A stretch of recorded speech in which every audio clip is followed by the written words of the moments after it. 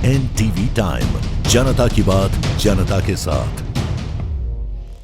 भादरवी पूनम अंबाजी मेले में जब कुछ ही दिन बचे हैं तो दूर दूर से श्रद्धालु मां अंबा के दर्शन करने के लिए चल के अंबाजी जाते हैं और अपने आप को धन्य महसूस करते हैं। शहर के नवा वार्ड स्थित व्यासवाड़ी पगपाला संघ अपने 52 गज के ध्वज के साथ पिछले 30 वर्षों से अंबाजी जा रहे हैं। अंबाजी के प्रस्थान से पहले 52 गज की इस व्यासवाड़ी में ध्वज पूजा और महाआरती की गई, जिसमें बड़ी संख्या में लोगों ने भाग लिया। मंत्रोच्चारण के माध्यम से अंबा के रथ की पूजा की गई और सभी समाजों ने फूलों की रंगोली से सजाया। कल महाआरती के साथ ध्वजा पूजा और आज सुबह 6 बजे ये 52 गज की ध्वजा के साथ बोल मारी जय जय अम्बे के साथ अंबाजी के लिए संघ रवाना हुआ।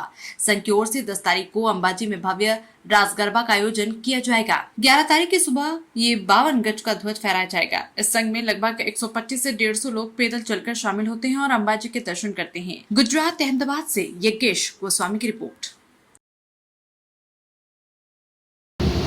व्यासवाड़ी पगपाला संघ नवा वड़ज अमदावाद आशीष शर्मा मैं छेल्ला 30 वर्षथी माँ अंबाजीना धामમાં જઈ રહ્યા છે। અમારું 31મું વર્ષ છે।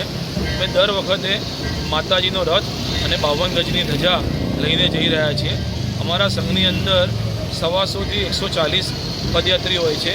સેવકો સાથે 170 લોકો થઈ રહ્યા છે। અમે લોકો તારીખ 9 તારીખે 9/9 અને છઠના દિવસે પહોંચીશું। સાતમના દિવસે આરામ કરીશું અને આઠમના દિવસે 11 તારીખને આઠમના દિવસે અમે માતાજીના શિખર ઉપર ધજા ચડાવીશું। દર વખતે અમે 9મના દિવસે ધજા ચડાવીએ છીએ। આ વખતે અમે આઠમના દિવસે ધજા ચડાવીએ છીએ। એનું બેઝિક કારણ એક જ છે કે દિવસે ને દિવસે માતાજીના ધામમાં દર્શનાર્થીઓ વધી રહ્યા છે। ભીડ પણ વધારે હોય છે।